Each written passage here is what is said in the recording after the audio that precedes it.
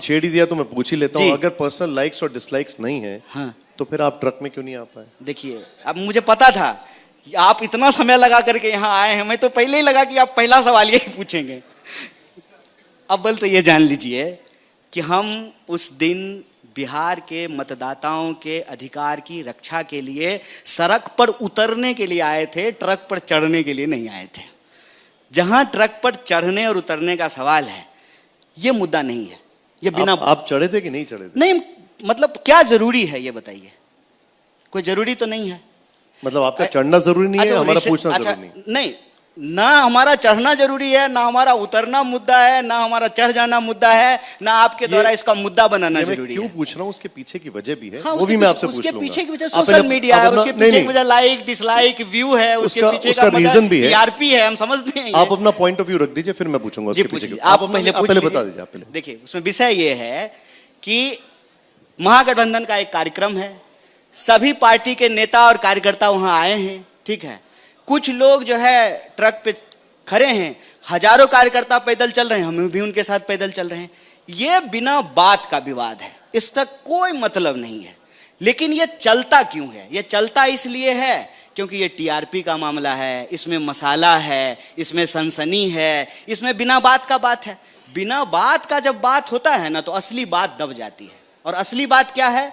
असली बात यह है कि बिहार में जो मतदाता सूची परीक्षण का काम चल रहा है, वो दरअसल लोगों के मताधिकार पर हमला है।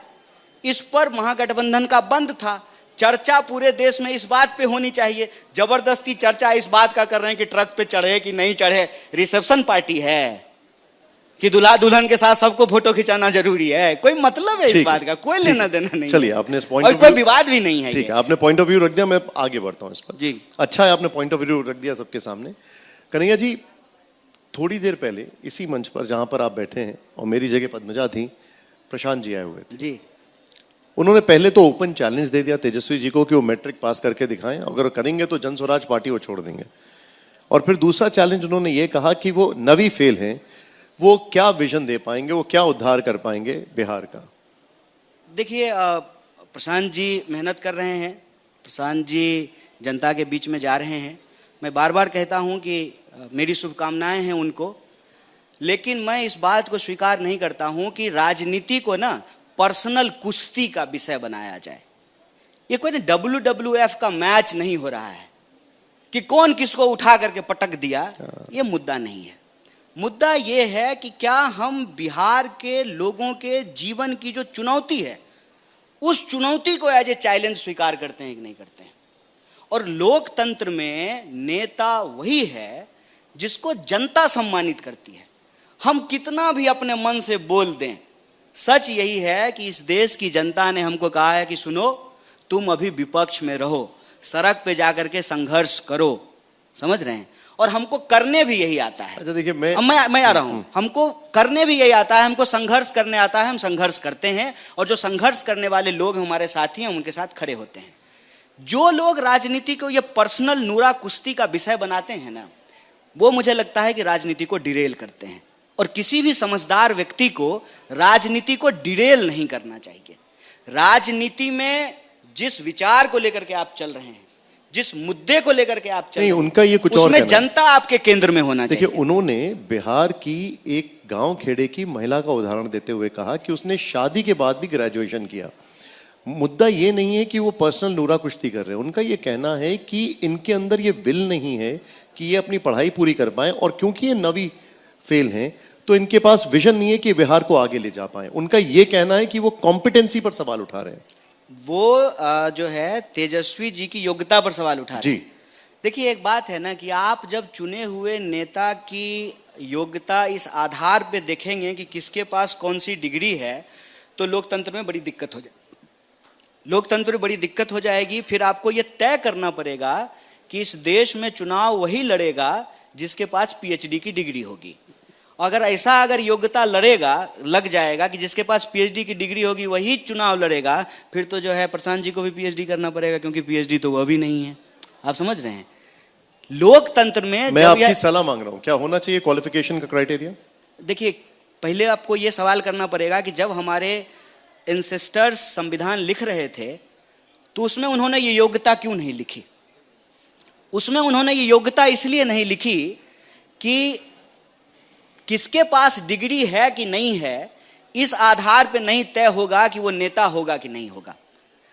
किसके अंदर लोगों को साथ लेकर चलने की क्षमता है, उसके आधार पर लोग अपने प्रतिनिधि का चुनाव करेंगे। इसीलिए इसको क्राइटेरिया नहीं बनाया गया। ठीक है। आज की तारीख में अगर जो लोग ये क्राइटेरिया बनाना चाहते हैं तो ये आप और हम मंच पर बैठ करके ये क्राइटेरिया नहीं बना सकते हैं। ये क्राइटेरिया अगर बनाना है तो आप जनता के बीच में जाइए और जनता अगर इसके लिए स्वीकार होती है तो ये क्राइटेरिया बनेगा। जब तक ये क्राइटेरिया नहीं बना है, मैं कहता हूं कि डिग्री के आधार पर यह सवाल नहीं पूछना चाहिए। हां, तब जरूर सवाल पूछा जाना चाहिए कि मैं एमए पास नहीं हूं और मैं कहूं कि मैं एंटायर पॉलिटिकल साइंस में एमए पास हूं, मेरे पास डिग्री नहीं है लेकिन मैं कंप्यूटर से जो है एक डिग्री आपको दिखा दूं। मैं कहूं कि मैं चाय बेचता था लेकिन कोई हमारा चाय पिया नहीं आज तक। मैं कहता हूं कि मैं एमए किया हूं लेकिन कोई सहपाठी आज तक मिला नहीं। तब आप सवाल पूछ सकते हैं। क्या तेजस्वी जी ने कहा कि मैं पीएचडी हूं? नहीं कहा उन्होंने। जब आप जेएनयू में थे तो अक्सर ये बोला जाता था कि आपकी पढ़ाई खत्म नहीं हो रही है। तेजस्वी के लिए कहा जाता है कि ये कम पढ़े हुए हैं। क्या ज्यादा पढ़ना कम पढ़ना ये पॉलिटिकल इश्यूज हैं? अरे आपने बड़ा मजेदार सवाल पूछा। मैं जो है एक भाजपा के प्रवक्ता को सुन रहा था, इतना प्रेम आया है ना 2 दिन से बीजेपी वालों को हमारे लिए, लोगों को आंख में आंसू निकल जाए बीजेपी का प्रेम हमारे प्रति देख करके। तो भाजपा का एक प्रवक्ता कह रहा था, कन्हैया जी पढ़े लिखे हैं, उनको अपमानित किया गया है। हम बोले कल तक तो हमको देशद्रोही कह रहा था, आज हमको पढ़ा लिखा कह रहा है। कल तक तो हमको कह रहा था कि टैक्स पेयर का पैसा बर्बाद किया, आज इसको बड़ी दया आ रही है हमारे ऊपर। देखिए क्या है ना, जब आपके पास किसी व्यक्ति की आलोचना करने के लिए कोई तथ्य नहीं होता है तब आप बिना बात का बात करते हैं। अच्छा कन्हैया, किसी का पढ़ना गुनाह है और किसी का नहीं पढ़ना गुनाह है। असली गुनाह यह है कि हम लोकतंत्र में जनता के सवालों पर बेबाकी से झूठ के खिलाफ सच से न्याय के साथ खड़े होते हैं। ये असली गुनाह है। एक सवाल यहाँ पर जितने भी बैठे हुए हैं वो सब पूछना चाहते हैं और ये मेरा आपसे आखिरी सवाल है जी। क्या कन्हैया जी चुनाव लड़ रहे हैं? देखिए फिर व्यक्तिगत सवाल। अरे व्यक्तिगत कहाँ है ये तो भाई। मेरा बार बार इस पे एक जवाब है और ये मेरा विचार है। राजनीति में इस मत को लेकर के मैं बहुत ही ठोस तरीके से हूं और हमेशा इसकी वकालत करता रहूंगा। राजनीति पर्सनल चॉइस नहीं है, राजनीति एक सामूहिक जिम्मेवारी है। राजनीति के फैसले सामूहिकता के आधार पर लिए जाने चाहिए और राजनीति के सभी काम बराबर हैं। जैसे गाड़ी में हॉर्न इंपॉर्टेंट है कि ब्रेक इंपॉर्टेंट है कि क्लच इंपॉर्टेंट है कि एक्सीलरेटर, ये आप तय नहीं करते हैं, सबके कॉम्बिनेशन से गाड़ी चलता है। वैसे ही राजनीति एक टीम वर्क होता है। जो चुनाव लड़ रहा है वो भी इंपॉर्टेंट है, जो बूथ पर पोलिंग एजेंट बन रहा है वो भी इंपॉर्टेंट है। पार्टी समूह से चलता है। पार्टी कहेगी तो चुनाव लड़ेंगे, पार्टी कहेगी तो पार्टी ऑफिस में खड़ा होकर के गेट खोलेंगे, दरवानी का काम करेंगे। यह भी राजनीति है। आपने जो पूछा उससे बस एक लास्ट सवाल छोटा सा, क्योंकि आपने कुछ बोला जो बिहार में कांग्रेस की गाड़ी चल रही है इसमें आप क्लच है, ब्रेक है, एक्सीलरेटर है, टायर है, क्या है? हम ऑलराउंडर हैं। क्या बात है, ठीक है। चुनाव और ये बात मैं इसलिए कहता हूं कि तो ऑलराउंडर तो चुनाव लड़ सकता है। हमने आपके टैक्स के पैसे से, इस देश के टैक्स के पैसे से पीएचडी की पढ़ाई है, तो हमारे अंदर मैं भाषण भी दे सकता हूं, मैं संगठन का काम करके पोलिंग एजेंट भी बन सकता हूं, 2 बार चुनाव लड़ा हूं। भले मैं जीता नहीं हूं लेकिन मैं चुनाव हुआ विपक्ष हूं, तो मैं चुनाव भी लड़ सकता हूं, संगठन का काम कर सकता हूं, प्रचार कर सकता हूं। पार्टी जो काम करेगी वो काम करेंगे। मैं क्रिकेट में एक ऐसा प्लेयर हूं, विकेट कीपिंग भी करा लीजिए, बॉलिंग भी करा लीजिए, बैटिंग भी करा लीजिए, फील्डिंग भी करा लीजिए, हमको सब कुछ करने। हमारे साथ एक और क्रिकेट के प्लेयर यहाँ पर आने वाले हैं थोड़ी देर में, वो है तेजस्वी जी। लेकिन एक बात इन्होंने बोल दी है कि ये कांग्रेस की जो बिहार में गाड़ी है उसमें ऑलराउंडर है, क्लच भी है, टायर भी है, एक्सीलरेटर भी है, ब्रेक भी है। बहुत बहुत शुक्रिया, बहुत धन्यवाद, थैंक यू सो मच।